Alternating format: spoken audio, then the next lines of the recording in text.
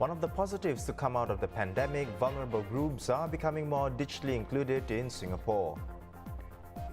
Once a COVID-19 vaccine becomes available, who should get it first? We'll discuss how priority groups will be identified.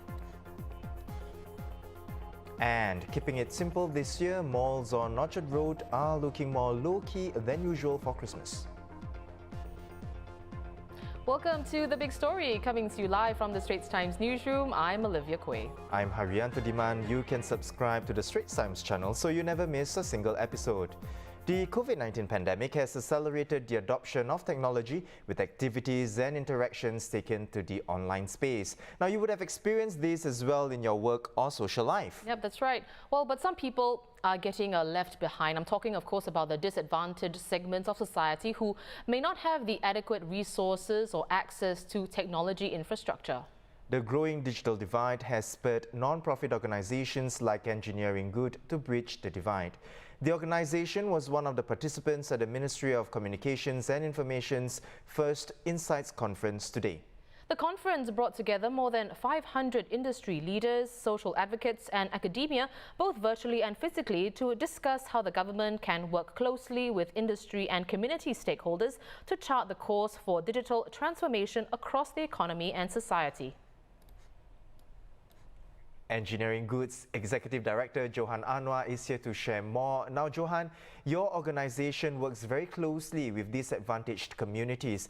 In what ways are they being excluded as we transition to the new normal where the COVID-19 situation has made interactions go online? Yeah, so thanks both of you for having me here. With the new normal, post circuit breaker and so on, most of our interactions, as you said, has been on Zoom or on WhatsApp, and basically by any digital means that we can get our hands on. For a lot of the communities that we work with, they are lacking the devices necessary to go and use these digital means because they are of certain income groups that cannot afford the technology necessary. So, Johan, what are some of the concrete measures that Engineering Good is using to address these issues? Yeah, so we have found out because of home-based learning that a lot of the children from the families that we work with do not actually have the laptops necessary. So we have been collecting laptops donated to us by both individuals and by corporates. We've been refurbishing them, clearing out all the dull data to make sure that it's sanitized, actually cleaning some of the laptops because some of them have come with like ants' nests and spider webs and so on and so forth. And then loading them up with software that is necessary for home-based learning and then giving it on to the families that need them. So this is the first level of what we are doing in terms of giving back to the people who need help for home-based learning. Of course, with laptops, that's just one piece of the puzzle.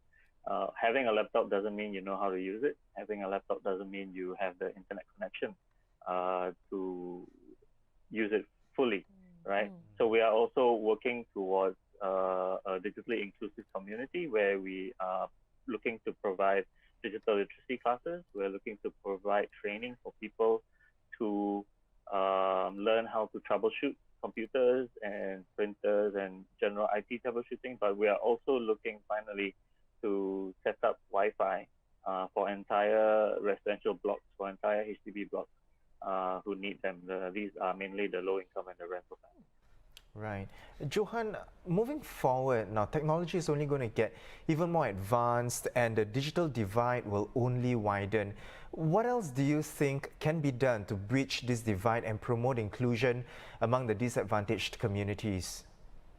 What I think is important for us moving forward is to give them connectivity. I think in this day and age, what is important for people, what gives currency, what gives relevance is whether you have information and whether you are connected to the people around you. That is what makes you relevant and what makes you valuable. Now, for the people we work with, they lack that connectivity, that that relevance because they lack the equipment, but they also lack the education to use the equipment and also the equipment to use the equipment. By this, I mean the internet and so on and so forth. So I think moving forward, the first thing we have to do is to don't leave anyone behind, bring everyone up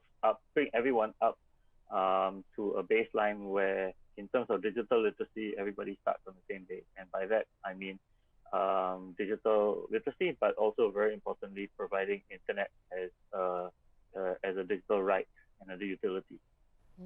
Well, thank you very much for coming on the show to share more and to enlighten us about this topic. That was Johan Anwar, Executive Director at non-profit organization Engineering Good. Now, the company was part of a dialogue session at the MCI Insights Conference earlier today.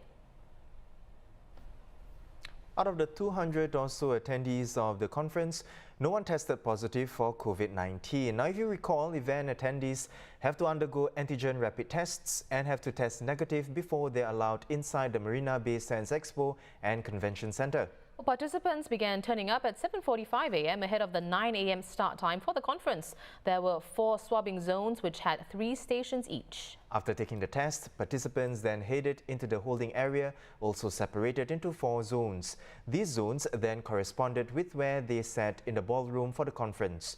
Participants had to present their negative test result SMS before they were allowed to enter the ballroom.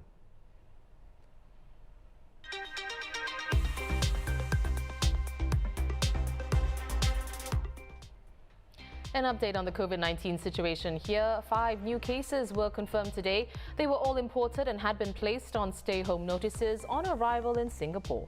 Now, this is the 6th day that there are no new cases in the community and from workers' dormitories. Now, more details will be released tonight. Moving on to other local stories, you may have noticed that the annual Christmas light-up at Orchard Road is turned down a notch this year, with malls cutting spending amid the slide in retail sales and the COVID-19 pandemic. Wisma Atria has outlaid 19% less on Christmas decorations compared with last year, while Mandarin Gallery's budget has been, quote, moderated downward. Malls like Far East Plaza are reusing some decorations from last year. Now, shoppers did notice the differences and found the mall decorations plain, but they generally welcome the subtlety. Sales of new private homes plunged 51.7% in October from the previous month. According to figures from the Urban Redevelopment Authority, 642 units were sold last month, down from over 1,300 units in September. And this comes after new curbs were imposed on the reissue of options to purchase. The plunge in sales could also be attributed to a sharp 68.4% fall in new units up for booking. The High Court ruled today that beleaguered water treatment firm Hyflux will come under judicial management with immediate effect. Restructuring firm Borelli Walsh will take over the company's operations, and this means that Hyflux founder Olivia Lam and the rest of the board will no longer be in control. Today's ruling follows a debt restructuring attempt that lasted over 2 years.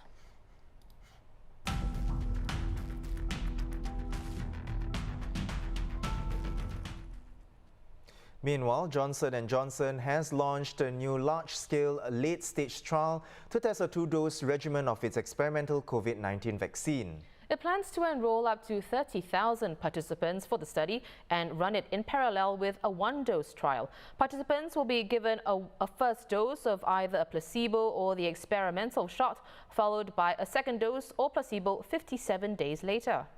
Now, meanwhile, Paris-based drug maker Sanofi said its COVID-19 vaccine will not need to be super-cooled and a normal refrigerator will suffice like the flu vaccine. Now, this comes days after American pharmaceutical giant Pfizer and its German partner BioNTech announced that their vaccine had proven 90% effective in preventing COVID-19 infections in ongoing phase 3 trials. However, Pfizer's vaccine must be stored at -70 degrees Celsius or else it falls apart, and this is well beyond the capability of most hospital freezers, let alone domestic appliances. Now, Singapore has been in talks with Pfizer to secure doses for people here. But given the strong demand for vaccines worldwide, Singapore is unlikely to get enough for every person in the initial months or even the first year. Well, here to share more is Associate Professor Alex Cook, Vice Dean of Research at the Salisbury Hawke School of Public Health. Welcome back, Professor. So in the latest press conference with the multi-ministry task force last week, Health Minister Gan Kim Yong said Singapore will work on securing a portfolio of COVID-19 vaccines instead of relying on a single one. So what are the advantages and disadvantages in a population getting a range of vaccines? It's quite a pragmatic approach. If you think over the next 12 months or so, globally, we're hoping to vaccinate several billion people. And given that, I mean, that would be the largest vaccination exercise ever. Given that, it's difficult to imagine that one company would be able to produce enough vaccine doses to be able to service the whole world. So given that, there'll be multiple different companies that are putting their vaccine out to market. And I think that because of that, we'll end up with multiple vaccines in the Singapore market as well. So it seems quite a pragmatic approach to handling that. I see. Any disadvantages to getting a portfolio of vaccines, a range of them? I think not really. It makes it a bit harder to work out who you're going to give which vaccines to, given that they will not all be equivalent. But I mean, these are small operational issues. I think the more important thing is trying to get as many doses as we can in the shortest period of time that we can. Right. Prof, when the vaccine is eventually made available, should it be voluntary or compulsory, you think? So if you look at other vaccines that we currently have in Singapore, you look at like pediatric vaccines. Although we have a very high coverage of all our pediatric vaccines, actually only 2 of them are compulsory, diphtheria and measles. And so it does seem that it would be inconsistent to say that the COVID vaccine would have to be compulsory. I think in particular, given the early phase where we're not going to have enough vaccine doses for everyone in the population to get, then if someone doesn't want to get a vaccine, then that means that someone else will be able to benefit at their expense by getting the vaccine. So I think that having it as an optional vaccine for most people is probably a practical way of doing it. But there'll be some groups in the population where we may want to consider making it compulsory. For example, healthcare workers, people who work in nursing homes, etc. I see. Well, on that note, the big question of who gets access first to a vaccine. In the Singapore context, the task force has already said that among those who would receive the vaccines first include frontline workers. Which other groups you think would be given or should be given priority? So I think there's 2 main groups for prioritization. So one is the frontline workers, as you mentioned. I think the second would be older age groups. So throughout the pandemic, what we've seen is that it's the older age groups who are most vulnerable to getting COVID. They're the ones who have been filling up ICU wards in Europe, North America. They're the ones with the higher mortality rates. And so they would be the other group that we'd be prioritizing for vaccination. Now, exactly which groups within the older age group that we are going to prioritize is going to depend a lot on how many doses we're able to get. So if we get fewer, then you'd prioritize maybe those age 80 plus. But if you can get more, then 65 plus or 50 plus may be the way to go. The exact balance between who gets how many doses we give to older individuals versus to like a healthcare workers, that's a harder one to try to balance. And I think we'll have to wait and see how many doses we're able to secure. Right. Well, thank you so much for joining us, Prof. Cook. We've been speaking to Associate Professor Alex Cook. Now, he's the Vice Dean of Research at NUS's Salisbury Hawke School of Public Health.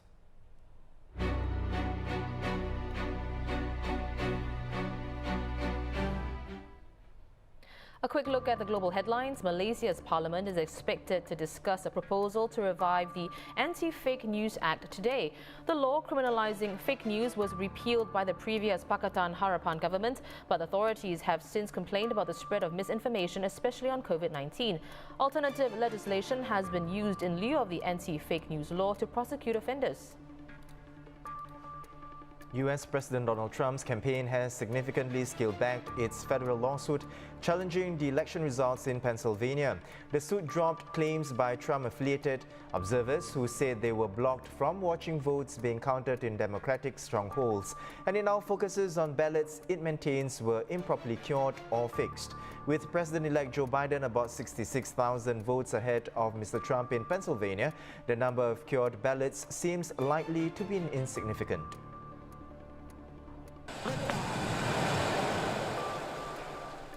SpaceX launched 4 astronauts to the International Space Station in the company's first regular NASA mission to the space station.